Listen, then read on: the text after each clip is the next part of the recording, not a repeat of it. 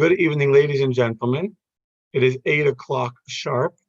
My amazing assistant Karina tells me that the website is working, that YouTube is working, and someone even posted hi, Rabbi. So we're good. And if we're good to go, we're good to go. So Laila Tov, we say evening, well, actually Erev Tov. Erev Tov means a wonderful evening to all of you. Being that this is a class on joy and happiness and being positive, we must begin with a joke. It's a great joke, an old joke. It's the story of a rabbi who begins his new job. He gets a funeral. He sits down. He says, "Who can tell me some beautiful things that I can share about the deceased at his eulogy?" And there's nobody that has anything nice to say about this person. He comes to the cemetery. He comes to the actual funeral. He didn't know this person, and he's asking around, and nobody's has anything nice to say. So the rabbi says, we can't bury somebody without anybody sharing something nice, something positive, something beautiful about this person at the eulogy. I will not allow this person to be buried until someone gets up to say a few words of praise in honor of the deceased. Absolute silence. The rabbi says, we're not going to continue. I will not finish the service until someone shares something positive about the person that passed away. And finally, after a long pause, someone gets it from the back of the room and he comes up to the front and he says, I have something good to say about him. He was a scoundrel, he was a thief, he was a ganiv, he was a lowlife, everything, he was terrible. But I'll say something good. His brother was even worse. There is a famous Mishnah on ethics of our fathers in Pirkei Avos.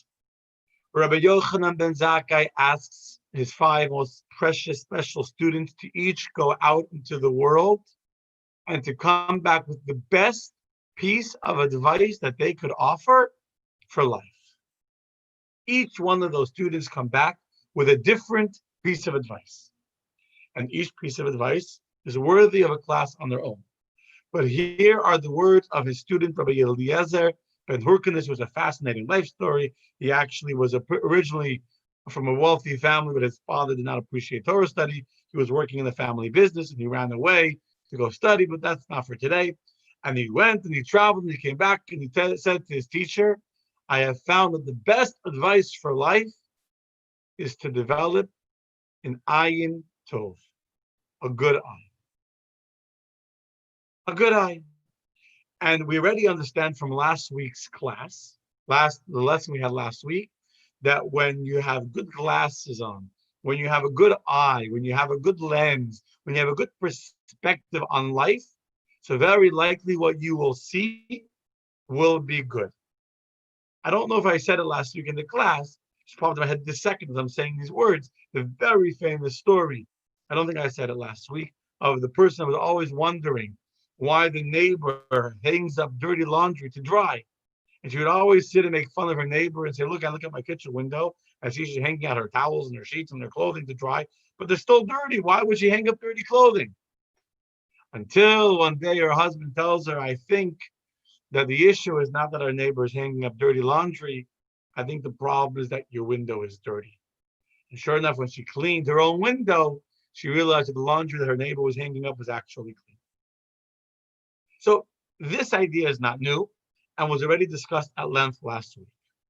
Last week, really what we talked about was reframing, meaning we talked about how to change the way you look at something to reframe the context and to put the negative event that happened into a positive context, etc.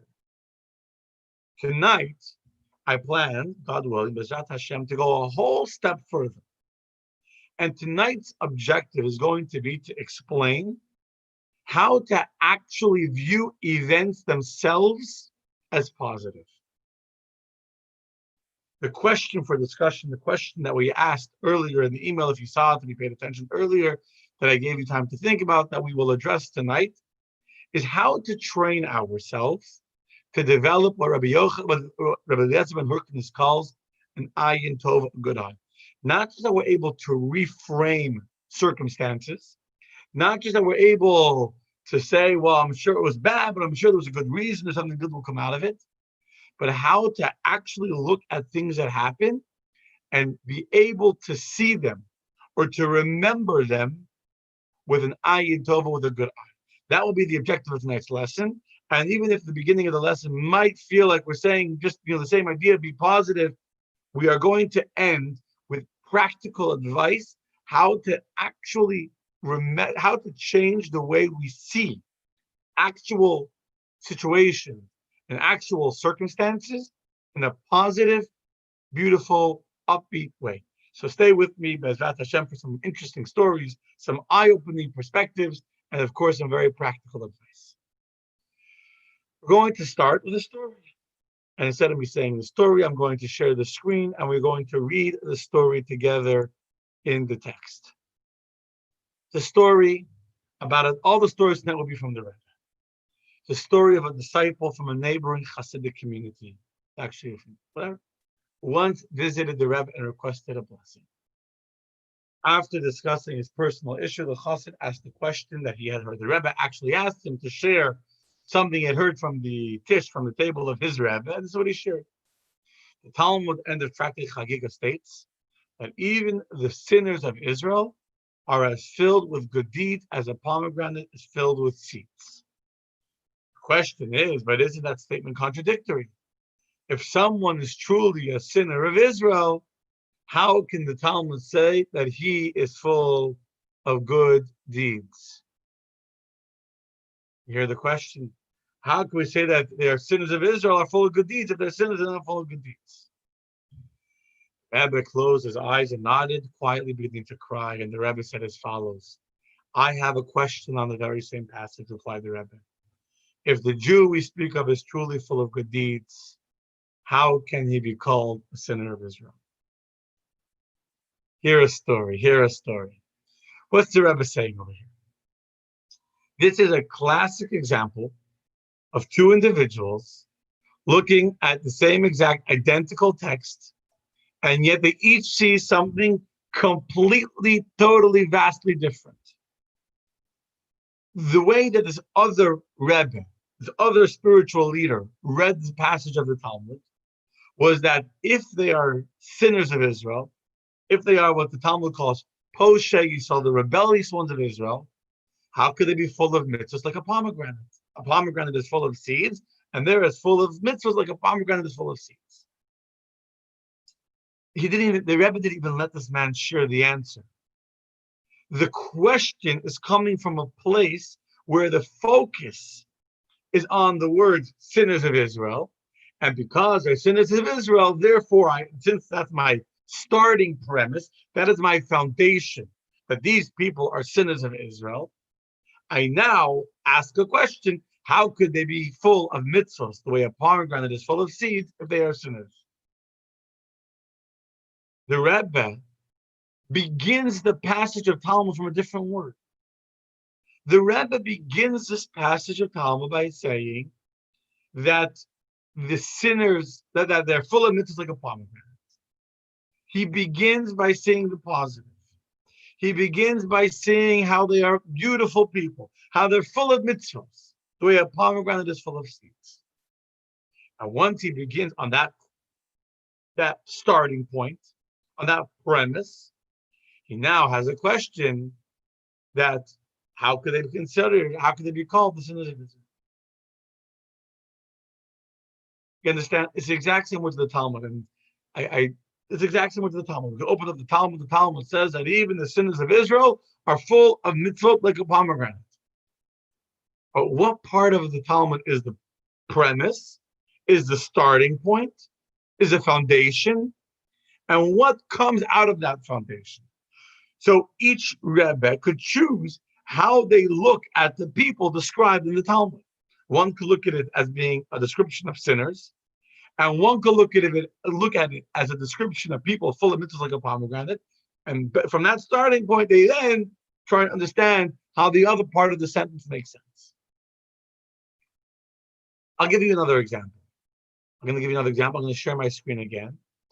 Oh, recording was paused. Okay. I'm going to share my screen again. I'm going to show you another example. You ready for this one? Tell me, please, what do you see on the screen in front of you? It's a picture. Now, if you can chat, feel free to chat. If you can't chat, you can send me a message or you can just write it down. What do you see in front of you? Now, some of you that are looking at this, now wait 1 second, I'll give you a chance to look at it carefully. Write down what you think it is, or tell someone next to what you think it is. Now tell me if you see anything different in the picture. Look carefully, before I say anything, look carefully at this picture and tell me if you see a different, it's a female. But is the female that you see in this picture a young lady, or is she an old woman?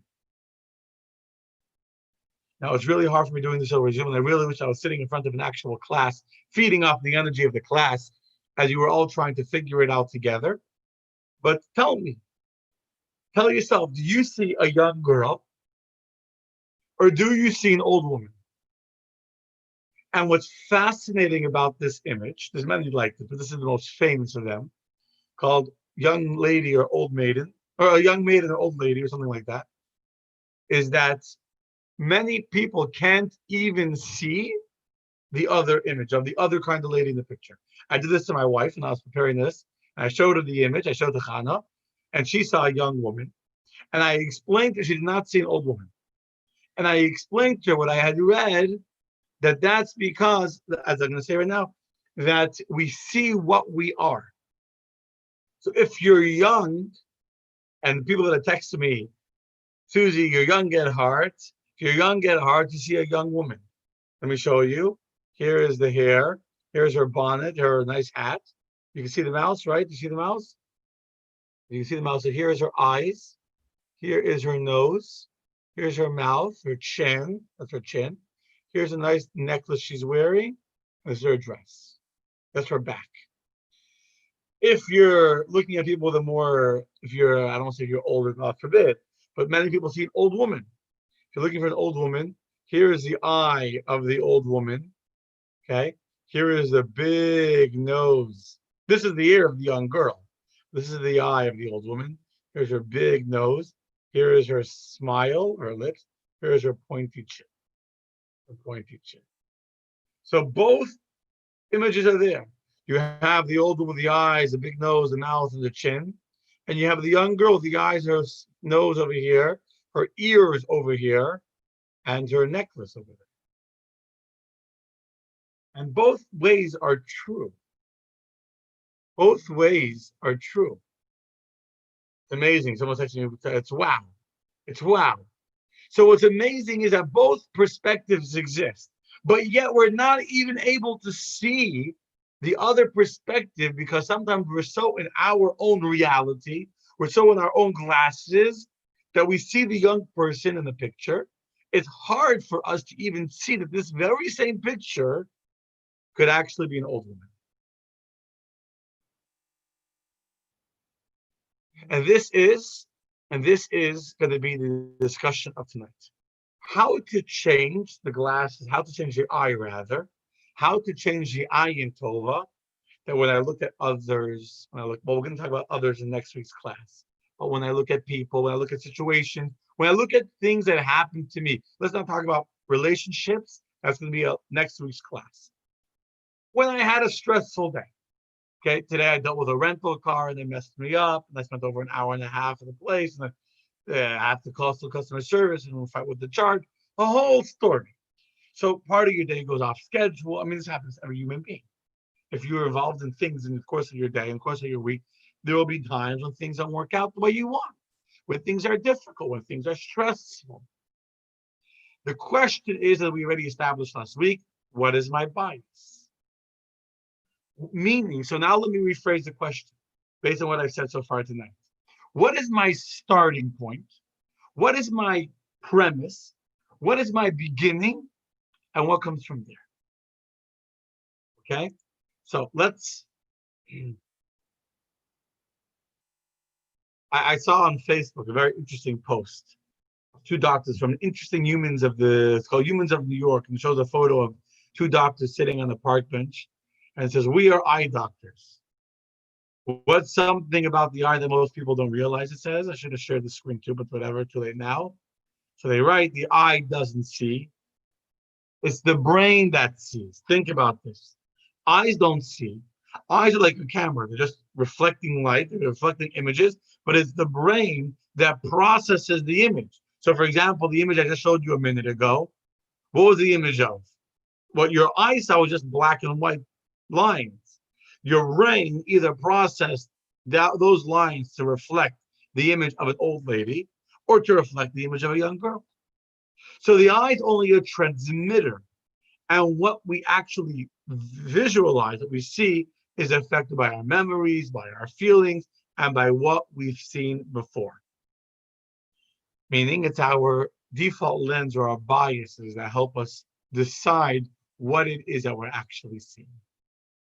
And this is going to be of paramount importance to anyone that wants to lead a life of happiness. If you want to lead a life of positivity, a life of uplifting experiences, then you have to work on developing the capacity to see God, to see good, to see positive messaging and the positive premise and positive foundation, everything that happens in your life.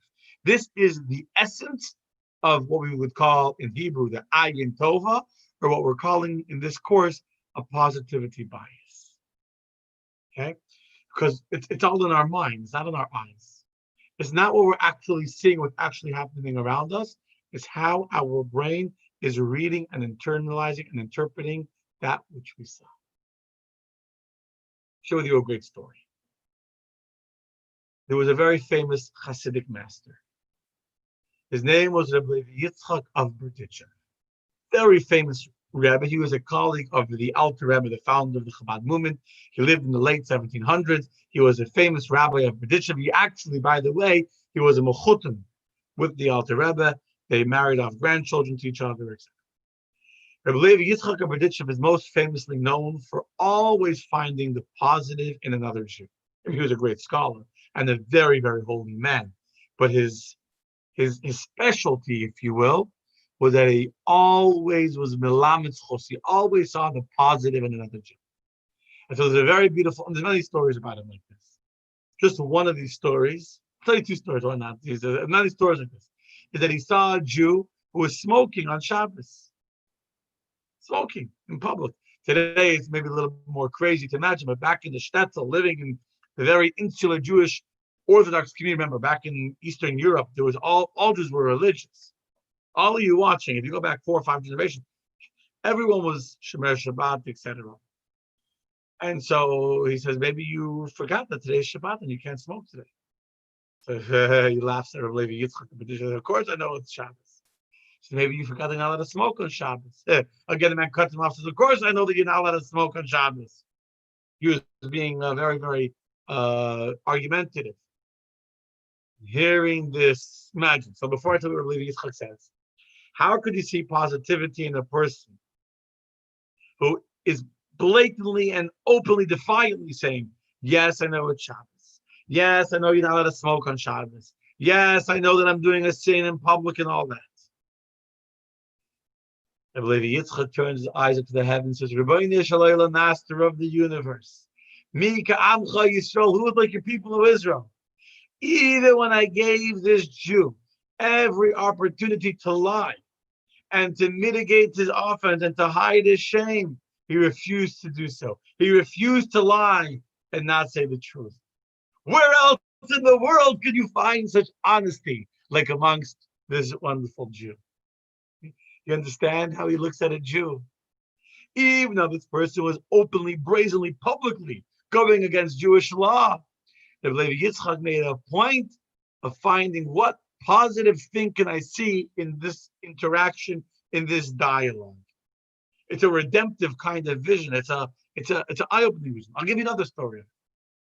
He once saw a Jew in the middle of davening, wearing his talis and his tefillin, in the middle of the prayers. Normally, when you're praying, you should be sitting in the synagogue, reading from the prayer book, focusing on the words, praying to God. Instead, this guy was in a rush that right after the services, he wanted to go on a business trip. And so therefore, because he was in a rush, during the service, instead of sitting in the synagogue and praying what he's supposed to, instead, he walked outside and he was oiling the wheels of his wagon instead of praying.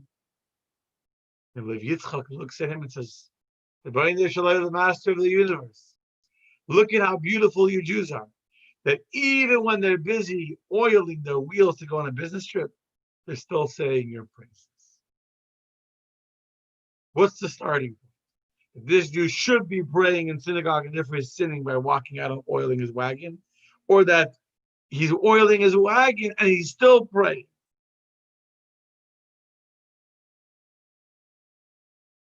Beautiful. Show you another beautiful story before I tell you how to think this way. Another beautiful story. Beautiful story. I know I've shared this story before, years ago. Beautiful. It's a gorgeous story. It's a Rebbe story. This is a Rebbe story. This story happened on Shavuos of 1978. 770 Eastern Parkway. Those who have never been to 770 on a holiday when it gets very, very crowded and a lot of guests come from all over the world to spend the holiday with the Rebbe, 770 can become crazy crowded. A lot of pushing, a lot of, it's very, you're literally stuck man to man. It's very, very tight. And especially right when the Rebbe comes into shul at the beginning of the prayers, there's a big pushing that everyone, A, wants to see, and B, you have to make a space, you have to make a walkway. For the Rebbe to be able to walk out, to walk through the crowd, there was no room to walk. And many people have described it like the splitting of the sea that they watched how the Rebbe came into 770, and it was like there was a splitting of the sea. All of a sudden, the whole sea split, and there was a pathway for the people, the Rebbe, to walk through the Chassid. So this young boy got lost from his father. A young boy. He was pushing whatever he told his father's hands, got disconnected, and he started to cry. Imagine you're a young little boy. All you can see is the legs of the people. When you're only, let's say, 3 feet tall, 4 feet tall, and everyone else is, much, much taller, and they're packed together like sardines, you only see the pants. Now, if you go into 770 on a holiday, guess what? Every single man in the room is wearing black pants, and they're all wearing black shoes, and they're all wearing a black kapata, a black coat. So this young little boy, he's like running from leg, but he can't see. He's smashed. And all of a sudden, he sees an opening, and the little boy is crying. His face is soaked with tears. He's afraid. And he sees all of a sudden opening. He sees a man walking in the aisle. And this young little boy thinks that he sees his father. And so the young boy ran out of the pushing that he was in, because there was a big pushing, got knocked over to make a space. And he takes the Rebbe's hand. And not realizing his mistake, the Rebbe took the child's hand. So the kid came out crying to give his hand to the Rebbe, thinking it's his father. And the Rebbe took this young little boy of 4 years old. He took his hand to start walking with him. And the young boy, not realizing that it's the Rebbe, was crying, and his tears were dripping down his face. You ever saw a little boy cry, like the nose is all runny, and And this young little boy wipes his dirty nose on the Rebbe's silk kapot, his silk jacket. He wipes his face with the tears on the Rebbe's jacket. Father realizes, the father comes, they suppose a boy, he takes the boy. When the mother hears the story and people are describing to her how her son wiped his dirty face, his tears, and his dirty nose on the Rebbe's jacket, she was horrified. She was horrified. Her son wiped his dirty face on the Rebbe's jacket. She was so embarrassed, she wrote a letter of apology to the Rebbe. This apologizing for what happened. She got back a response from the Rebbe as follows. It wasn't a letter, it was the Rebbe responded to her letter. And where she wrote the word, I'm pained by what happened, the Rebbe crossed out the word pained. He wrote a question mark and an exclamation mark on top, meaning shocking that you would even think so. And then he wrote in his own handwriting on the letter, on the contrary, he brought me great pleasure. This is what he wrote. One cannot begin to measure the heartfulness, simplicity, innocence, and sincerity of a child. Only half these qualities could be found in adults. This is what the Rebbe had written. On the contrary, he brought me great pleasure. One cannot begin to measure the heartfulness, the simplicity, the innocence, and sincerity of a child. Only those would have these qualities. Most of us are looking at the dirty face on the Rebbe's jacket. But the Rebbe is not seeing a dirty face. The Rebbe is seeing the sincerity of a child, the innocence of the child, the sweetness of a child. Child is crying, the child is scared, so the child holds his hand and wipes his face. Sincerity. This is a Rebbe. This is a Rebbe. That he's able to look at a person, and no matter what happens, the Rebbe is able to pinpoint some good within the story and to reveal the good of the story. How to see it in an advantage or a benefit and see how it's a good thing. There's another side. There's someone that came to the Chiddush with the Rebbe, came to the audit of the Rebbe in the earlier years. It was Chanukah time. So the Rebbe offered the child Chanukah geld, a coin for Chanukah geld. And the boy didn't want to take it. For whatever he didn't want to take it. And he offered a few times, and the parents are getting all embarrassed and fidgety, and the kid is saying no to the Rebbe. They're getting embarrassed. And the Rebbe said, don't worry, it's a good sign. Your son is not someone who craves money. Instead of seeing a difficult child saying no to the Rebbe, not listening to what he's being asked to do, the Rebbe is saying, the Rebbe is recasting his behavior. Look at his goodness. Look at his not desiring money. Let's read another story inside, and I want to get to the practical messages for us. Here's another beautiful story. Oopsie, sorry. Share the wrong thing.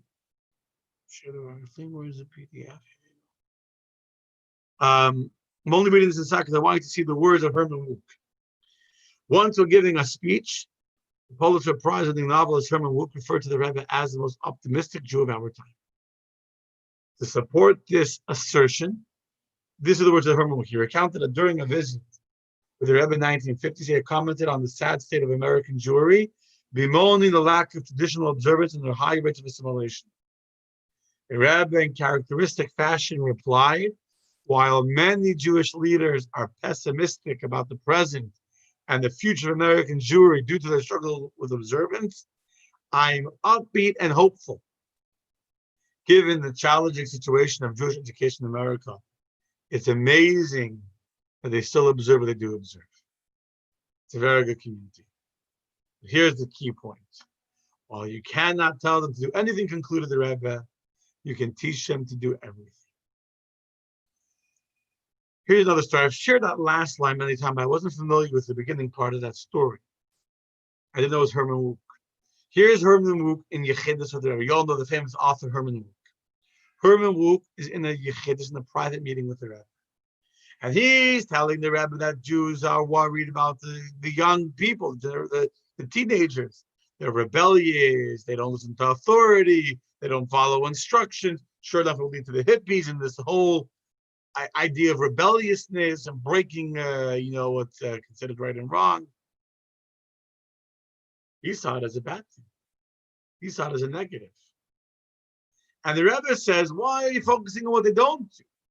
Focus on the fact that despite all the distractions that they have, despite the challenging situation of Jewish education in America, it's amazing that they still observe what they do observe. Why are you focusing on what they don't do? Focus on what they do do. And then the Rebbe said to him as follows. I've said this line so many times. You can't force them to do anything, but you can teach them to do everything. You can't force them, that's true. But today's young generation can be inspired. They can be motivated to do anything. Meaning instead of focusing on their lacks, on what they can do, on what their problems are, the Rebbe is always focusing on the positive. Always. Change perspective. Don't focus on what you can't do. Don't focus on what's wrong. Focus on what's right. Focus on what's right. You see this a lot with the Russian Jewry. Russian Jewry. Many people. There was once a rabbi that was in a meeting with the Rebbe, and this other rabbi was bemoaning the state of Soviet Jewry and saying how they were like the people of the Jewish people who were enslaved in Egypt, who didn't have any education, didn't know anything about Torah, etc. And the Rebbe said, "What do you mean?" The exact opposite.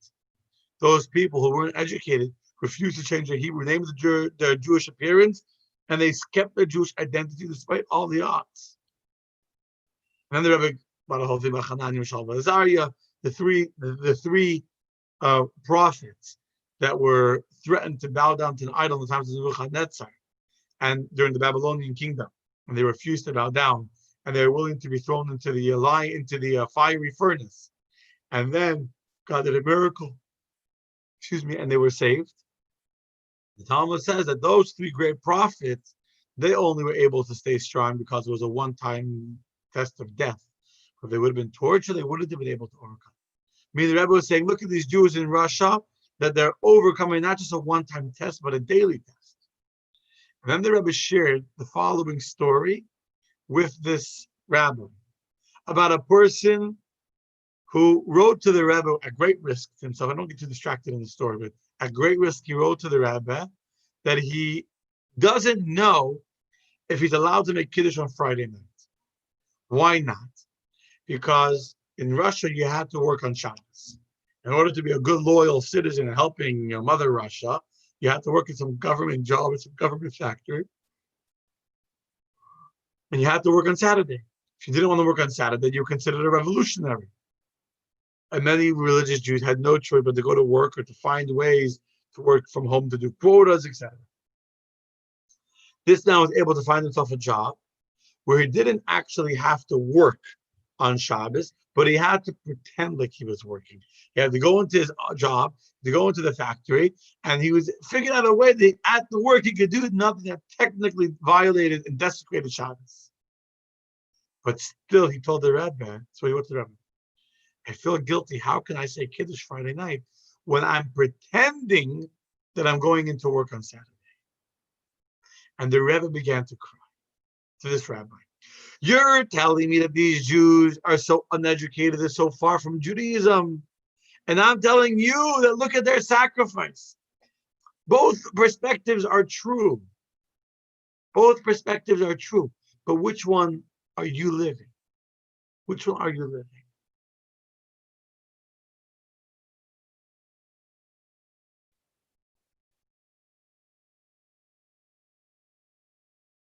It's a very beautiful story. A very beautiful story of two Hasidim, two Jews that came from the city of Odessa in Ukraine. And they both traveled together. They went to go meet with the fifth Chabad Rebbe, the Rebbe Rosham. The first Jew from Odessa comes into the Rebbe Rosham, the fifth Chabad Rebbe's office. And the Rebbe starts to ask him questions about what's happening in Odessa. How is the Chabad community doing? How is the minyan doing? Are Jews showing up on time? Are people involved in learning Torah? Is there a spirit of unity, a spirit of brotherhood by the Fabrengens, by the gatherings? And the man said beautiful things about the city. And the man was describing how you go into Shalom Shabbos and it's full of Jews that are coming to pray. And you come to the classes every night, there's classes going on. And this guy helps that guy. At the end of the meeting, the Rebbe was so happy to hear this positive report about what's happening in Odessa, that the Rebbe pulled out a coin from his desk and gave it to him as a gift, and he showered him with blessings. Comes out of Chiddush, out of the meeting, he's all happy. The Rebbe showered him with blessings and gave him a present to keep up the good work in Odessa. He was on the high. There was another Jew from Odessa that was also there, and he hears how this man has shared all of these good Baba Mises stories with the Rebbe. And he says, I'm going to go set the record straight because a lot of these stories are not true. So he goes into his private meeting. He tells the Rebbe, you should know that this person shared all the stories. Odessa is not such a great city. You should know that there's a lot of Jews that don't show up to Shul on Shabbos. You should know that there's a lot of people that talk in the back. Yeah, shul is full. But if you go into the back part of the room, they're all talking to each other. And then if there's some Jews that don't help each other. And there's some people this and some people that. And then there's, people don't go to classes. And you get a lot of negative reports. But in his mind, they were truthful. So they were truthful. He's setting the record straight. He's telling the Rebbe the truth. When he finishes his whole report, he's expecting the Rebbe to thank him for the good news. He's expecting the Rebbe to say, thank you for all your blessings. And instead, you know what happens? The Rebbe ignores him. The Rebbe responds nothing. No thank you. No blessings. No gift. So I'm very, very dejected. The meeting is over. He walks out of the meeting with nothing. And he feels really let down. He feels let down. Here, the other guy came and told the Rebbe what he thinks is a bunch of hocus pocus, a bunch of exaggeration about how beautiful the community is and how strong the community is and how active the community is. When really the truth is, he knows all these people that are not involved in the community, that are not coming to classes.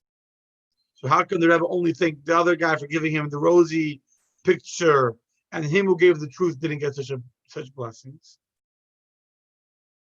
He was very, very dejected. So he goes to the Razah. The Razah is Reb Zalman Aaron, who is the older brother of the Rebbe Rashab. So there was two brothers. The younger one was actually the Rebbe, the Rashab, and the older one, the Razah, was a follower of his younger brother. So he comes to Reb Zalman Aaron and says, explain this to me. I don't understand. This man said Babamaisis. He exaggerated. And yet he's getting the presents, he's getting the gifts, he's getting the blessings. And now I'm saying the truth and I'm getting nothing. And Reb Zalman Aaron told him as follows. The Rebbe Rashab knows what's going on in Odessa. What the Rebbe Rashab wanted to know was, which Odessa do you live in? That's what he told him. There's two Odessas. There is an Odessa that is a beautiful place, that's full of Jews that are gathering together, and they're learning Torah, and they're studying, encouraging each other, and all that. And they're loving each other. And then there are Jews living in Odessa that are not so involved, that are not so connected, not so spiritually involved.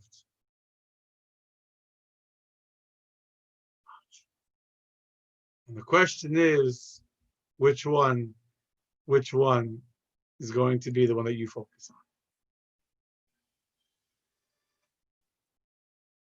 on? Okay.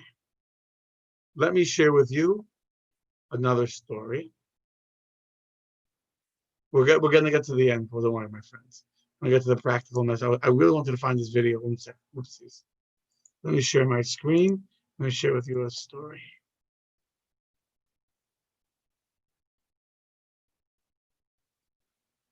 For almost 2 decades, Levi Yitzchak Freid and his cameras were frequent visitors to the Chabad headquarters in Synagogue 770 Eastern Parkway, preserving many solemn, spiritual, and related moments there. In 1976, he held an exhibit called 770 at Tel Aviv's Bar Ilan University. These exhibits give a wide range of unaffiliated Jews their first look at the Rebbe and the spirit, reverence, and joy of Jewish spiritual life.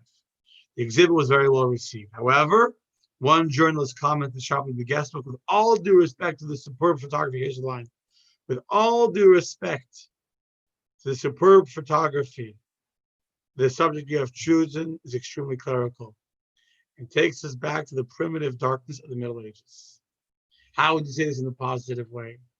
Freyden later related that during my next visit, I showed the Rebbe the guest book, and when the Rebbe looked at the guest book, he noticed a negative remark, and he said as follows: please compliment that journalist on his strength of character. It takes fortitude to differ from all the other responses. And then the Rebbe concluded with a further positive spin, but tell him also that not everything in the Middle Ages was dark. My point is, here is the Rebbe's perspective. The Rebbe's perspective is, you think this guy is negative. You think this guy is so negative and only has bad to say. But you should know that this person is actually, you should know this person is actually a person with strong character. Okay. And now I'm going to show you a video, and I'm going to tell you how we can practice. I actually have two videos, I can't find the other one. I'm going to show you how we can make this practical in our life, okay? So let me share my screen. Now we're going to watch a beautiful video. One second.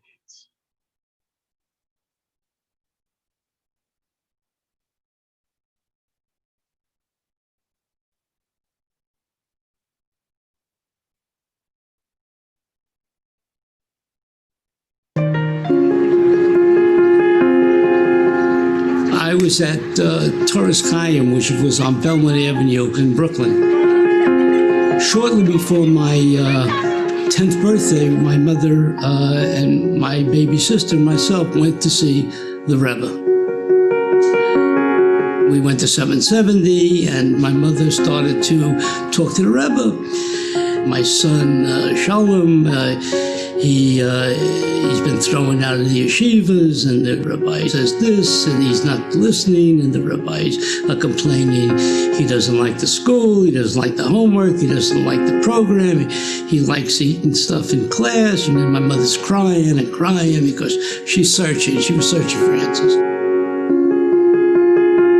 The Rebbe turns to me, and then he smiles and he goes, "Come here." So I started the conversation because I was ready. I said to the Rebbe, "You're the Rebbe?"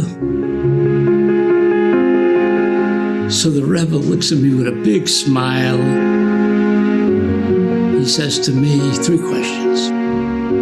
His first question was, "Are you a good boy?" I said, "No," with conviction. I was ready. I was used to the scene. So then he says, "You like school?" I said, "No."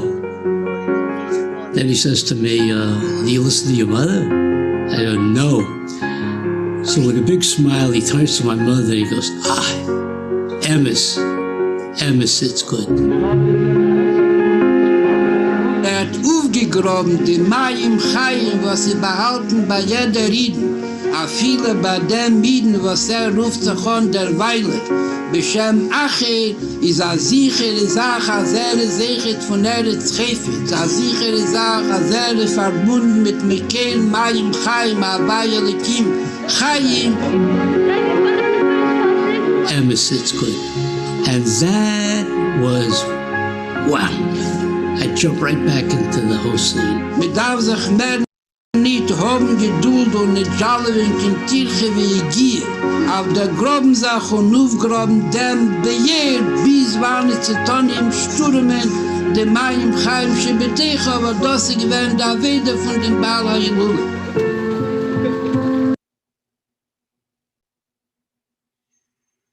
Okay, so that's a beautiful, fascinating, amazing story. Oopsies.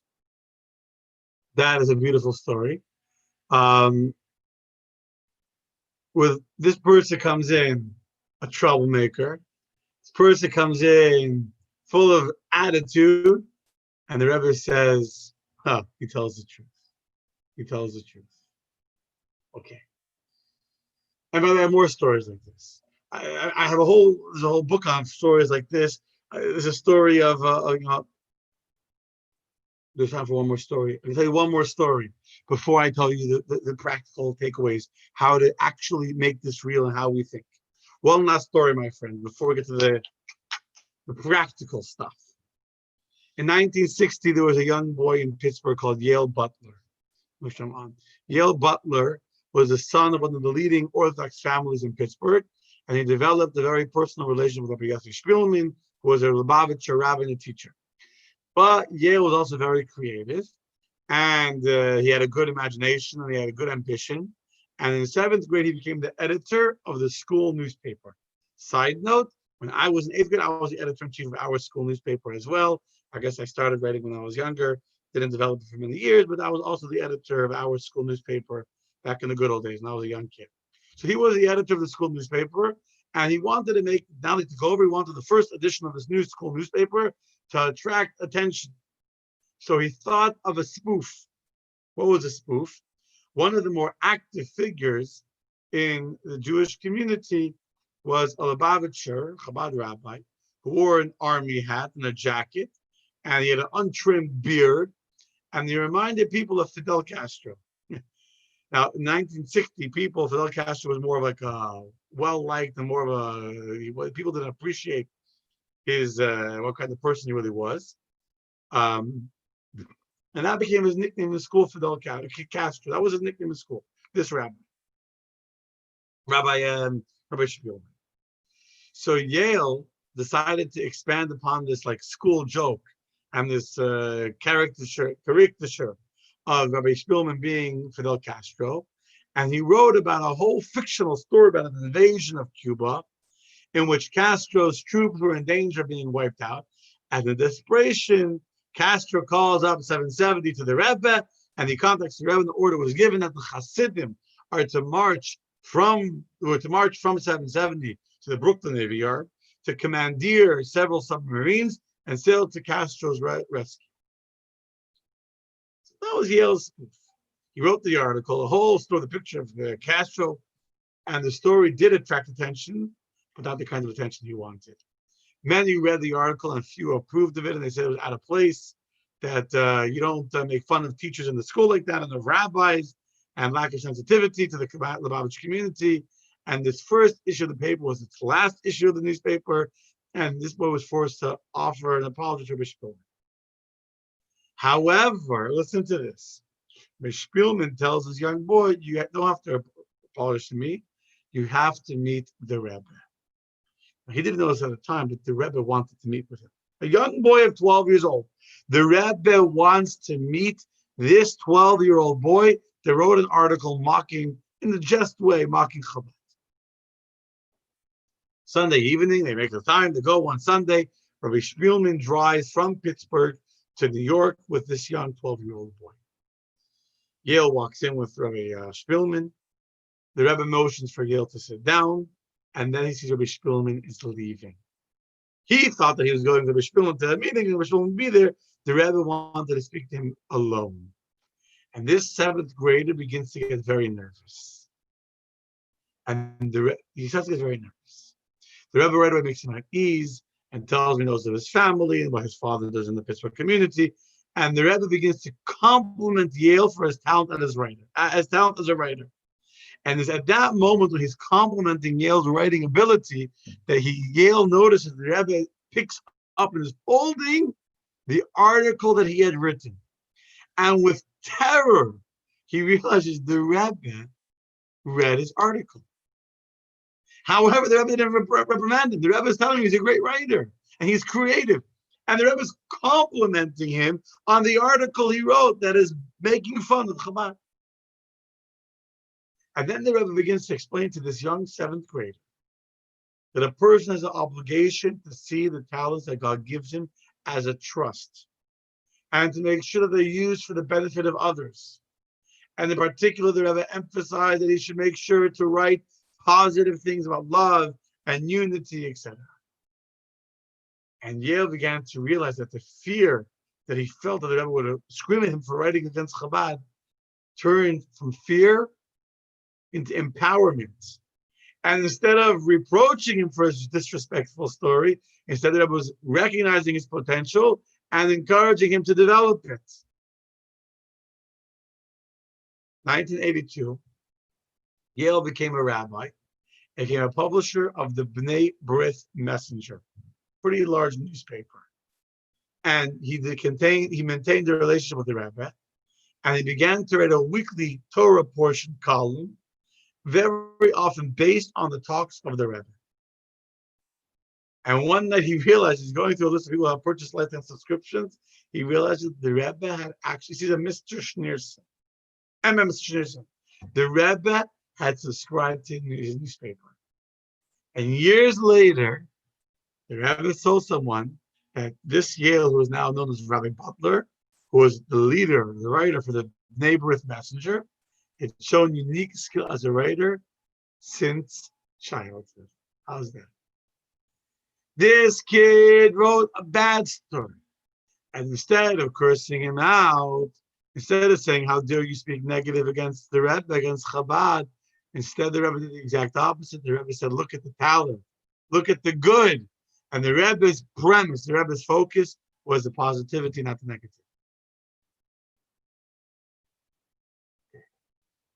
So now let's get to the practical takeaway. How do me and you change our eyes? How do we change the way we see something? We already explained for the last 50 minutes, we're talking story after story to get into our minds, into our heads rather, into our brains, that we have to always focus on the positive, not on the negative. We can choose what part of the story to focus on, what part not to focus on. So I shouldn't say, let me tell you now what to do, because we've been talking for the last 50 minutes. Every story that I've shared with you is not even a story for the sake of a story, but it's to re-hammer the nail again and again and again about always seeing the good and making the good the foundation of the story, the premise, and then going from that premise. So if you review the many stories, what stories do we say tonight? Let's quickly review. I'll go through my notes. I'm going to give you some very practical advice in a second. But if you go through the stories we said tonight, the stories of Rabbi Yitzchak of Berditchev, who was able to start on the good. The story of the Rebbe with the Talmud, that they're not sinners of Israel that are full of mitzvahs like a pomegranate. They're full of mitzvahs like a pomegranate, so how could they be called sinners? We talked about the story of the child that wiped their tears on the Rebbe's jacket. And instead of like the mother who was embarrassed of the fact that her child made the Rebbe's jacket dirty, the Rebbe was focused on the sincerity and simplicity of the child. That was the Rebbe's starting point. Or the boy that was in the Rebbe's office and refused to take the money from the Rebbe, and the Rebbe said, don't think he's a bad boy, a rebellious boy. See the good. He's not easily swayed by money. Or the rabbi that was complaining about Russian Jewry is uneducated. And the Rebbe said, don't look at these Russian Jews as uneducated. Look at them as having tremendous sacrifice to keep the Judaism that they have. Or Herman Wouk that was in the Rebbe's office complaining about the teenagers, about the youth that don't listen to authority. And the Rebbe says, don't look at the negative that they don't listen to authority. Look at the positive and how you can motivate them, how you can inspire them to do anything, even if the authorities didn't tell them to. Or look at this boy that was a real troublemaker and told the Rebbe, I'm not going to listen to the teachers. I'm not going to behave. And the Rebbe said, look at the boy, he tells the truth. He won't lie. He won't lie. Look at the journalist that wrote in Levi Freiden's camera in the guest book that the subject of the picture, which is the Rebbe, is too clerical and reminds him of the primitive darkness of the Middle Ages. And instead of the Rebbe saying, well, look at what a negative, mean, angry person this is to be upset about pictures of 770. But instead the Rebbe says, compliment him on the strength of character, that he has the courage to be different than the other responses. This is the Rebbe's style over and over and over again. So that's how we have to think. But sometimes it's hard. Sometimes it's hard. Sometimes we're in the midst of a situation, and the situation is difficult. And the situation is not going the way we want to go. Today I was stuck in the rental office, and we're sitting there and we're waiting, and the guy's on the phone and he's charging you extra money, and meantime your family's waiting for you, and you're supposed to go somewhere, and everything's not working out according to plan. It might be difficult at that moment to find a way to be positive.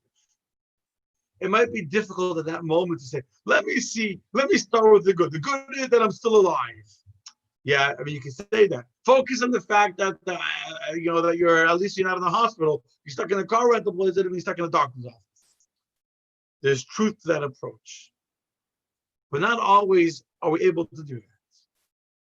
So let me end off with a very practical idea for you. In 1993, Nobel Prize-winning psychologist Daniel Kahneman he did a fascinating experiment that has now become an accepted premise in all psychology works called the peak end theory or the peak end rule. What was his experiment? He had huge groups of people and he gave each group, they had to go through two stages, two different tests. The first group, the first test, they put their hands into 14 degrees Celsius water. 14 degrees Celsius is pretty cold, but it's not dangerously cold. And they had to keep one hand, whichever hand, right hand, left hand, they alternated it, and they alternated the order, so there should be about first versus second. But let's just say, for keep it simple, they put the right hand in 14 degree water for 60 seconds, and then they put their other hand for another 60 seconds in the same 14 degrees Celsius water, followed by an additional 30 seconds in 15 degree water. Okay. And then they had to choose which one they would rather do again. So for the third part of the test, they had to choose if they wanted to redo stage one, where they had their hands in 14 degree water for 60 seconds, or stage two, where they had their hands in 14 degree water for 60 seconds, and then an additional 30 seconds of putting their hands into 15 degree water. So logically, which one would you take? Only 60 seconds versus 90 seconds. And yet, 80% of respondents, 80% of people that took this test chose to do the 90 seconds of water, thinking that it was less cold and less difficult, less painful than 60 seconds in the water. Meaning, although they were both exposed to equally cold water, but because afterward there was a second 30 seconds of slightly warmer water afterwards, that made all the difference. Called the peak end rule, which basically, simply put, is that we remember an event or an experience, if it's good or bad, either based on the peak. We remember when we go on vacation, right? You remember the peak, the most special moment, and you remember the ending.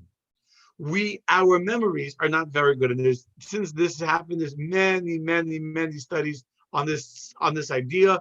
All the same point today, it's an accepted fact of cognitive bias that we don't have accurate memories. In fact, we had a whole fascinating study today about they were testing people to gauge happiness during the moment, what they were doing at the moment, and afterwards they tested them on the same events and the different responses.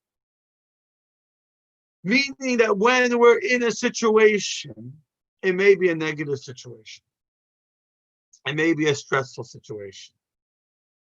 But we influence our memories based on the end of what happens. Meaning, I should have prepared the screen to share. I actually wanted to put this on the screen to share it. There are many. You know what? I'm going to share my screen right now. Here, let me share that. I want to read this with you. Oopsies.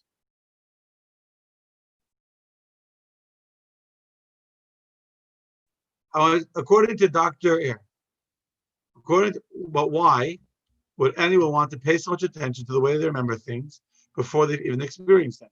According to Dr. Susan Krause Whitburn, there are many advantages to remembering the past in a positive way.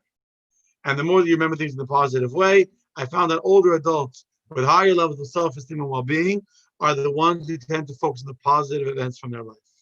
Long-term happiness often depends on your forming a favorable narrative of your life. Okay? That's all I wanted to share with you. Point being that we decide how to end an experience. So today when I was in this car rental place, for an hour and a half, very stressful experience. When I was standing there, I was not saying, well, Baruch Hashem that I'm not in the hospital, or anything like that. I was actually getting a little stressed out. At the end, that was because my family was waiting for me. I was late. When I left, I said, well, the silver lining is that my brother-in-law got a car or whatever, something good came out of it. Now, the good didn't outweigh the stress and all that. And the good didn't even affect me, it was for my brother-in-law. But I made sure, when I called my wife afterwards and told her I'm leaving, I said, well, the good thing is that this is what happened. My brother-in-law got a car. Meaning, like dessert at the end of a meal. You remember an experience by the end of it. Now, it doesn't sound logical, but it's a scientifically proven fact. It's a scientifically proven fact. And there's many sources in Judaism that focus on this idea. For a few examples, we know that dreams in Judaism, we say that the dream goes after the interpretation, meaning the dream is not good or bad, it's how you end up, how you interpret it that makes it good or bad, which is why we have prayers for a negative dream.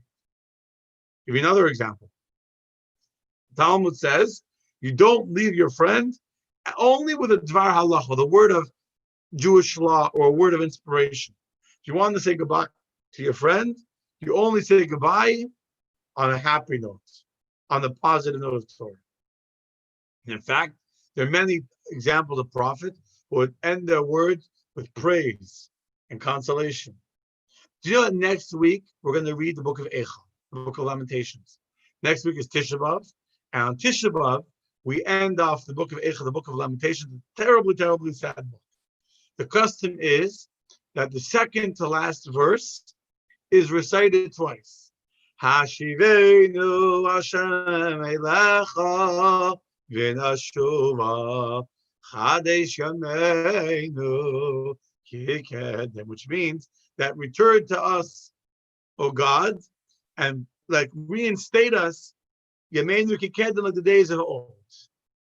Why do we repeat that verse? So Rashi says because the very last verse of the book of Lamentation is a negative verse. The last verse says in English, for if you have utterly rejected us, you've already acted exceedingly harsh against us. You've already given us too much punishment. And since we don't want to end off the book of Lamentation, Tisha B'Av night, we're sitting in the synagogue on the floor in mourning for the destruction of our temple. And yet we don't want to end up in the negative, on a despondent, finale. And therefore, we're accustomed to repeat the second to last verse that return us to you, O Lord, that we may be restored, renew our days as of old. So by ending off on a positive message that we will be returned to God, that our glory will be restored, He'll renew our days, we see clearly the idea of ending on the positive. And therefore, the Rebbe had a custom that was seen time and time and time again. And that custom was that he would always end off something negative with a positive word. When the Rebbe had to speak about bad things that were happening in the community, sometimes the Rebbe had to speak about negative occurrences, about things that happened, things that had to be fixed, things that people were doing wrong.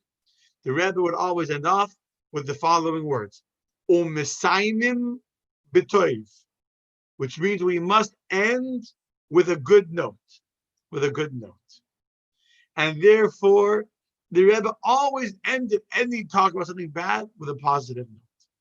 So two quick stories. We'll end with a video, a short video, 50 seconds. In 1970, listen to this. Rabbi Shapiro, Label Shapiro, Miami.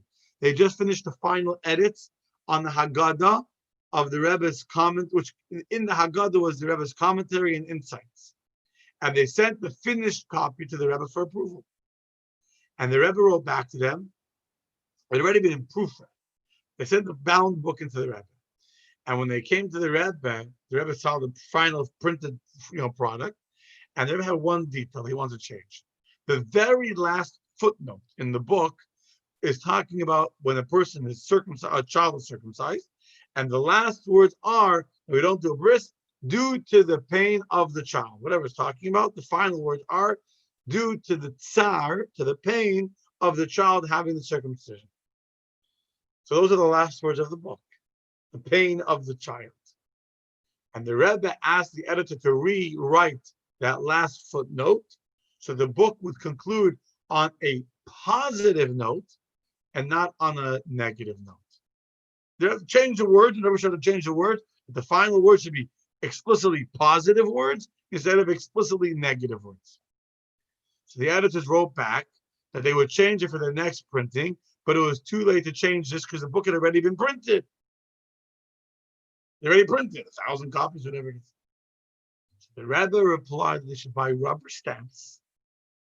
Listen to this. They should buy rubber stamps and engrave the words L'Shana Haba B'Yerushalayim next year in Jerusalem, and to stamp each book by hand, that after the footnote on the bottom of the page, that the last word should not be the pain of the child, but the last word should be next year in Jerusalem.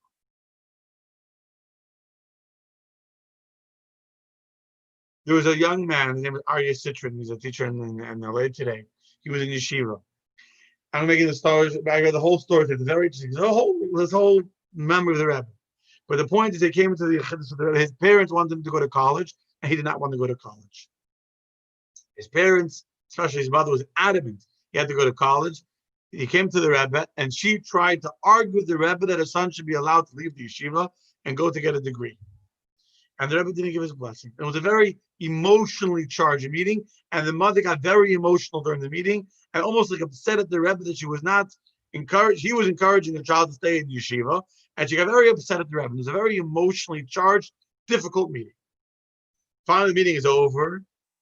They all made their points, and she kind of accepted the fact that the Rebbe was not going to give her his blessing, and he was going to remain in yeshiva.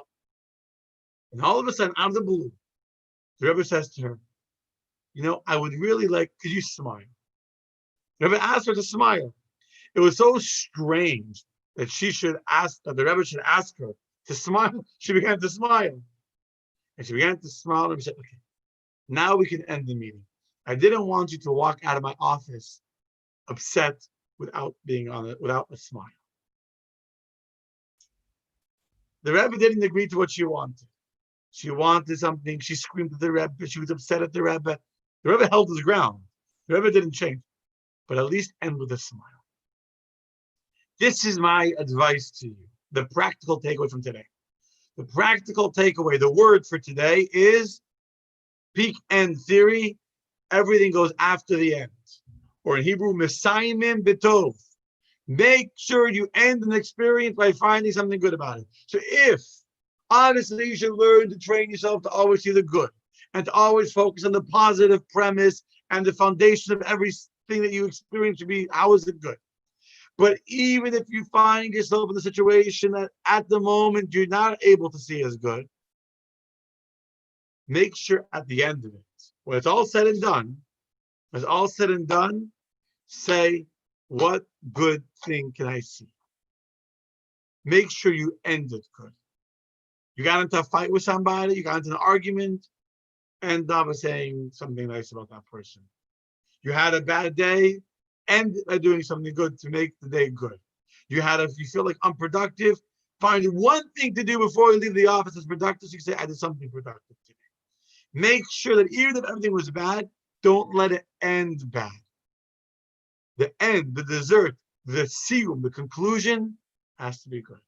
And so on that note, I want to end off as follows. I wanted to show you a video how the Rebbe would end almost every farbrengen.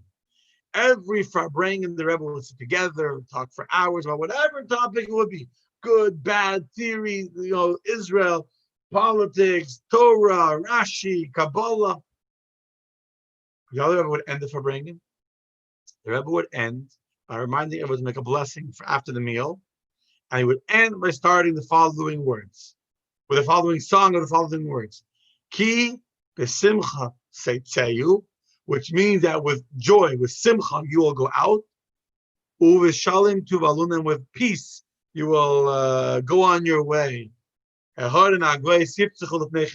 mountains and the hills will jump before you with joy and with dancing, etc., on a very happy note. We're going to end the class with a video, the last few seconds of a farbrengen. You're going to see the Rebbe sitting, reminding everyone to make the blessing after the meal. And then after the blessing, after the meal, reminding everyone to singing on a positive note.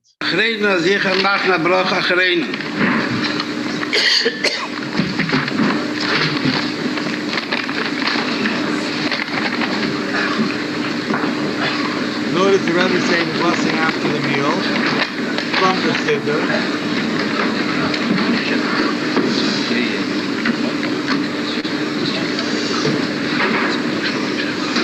Ki v'simchos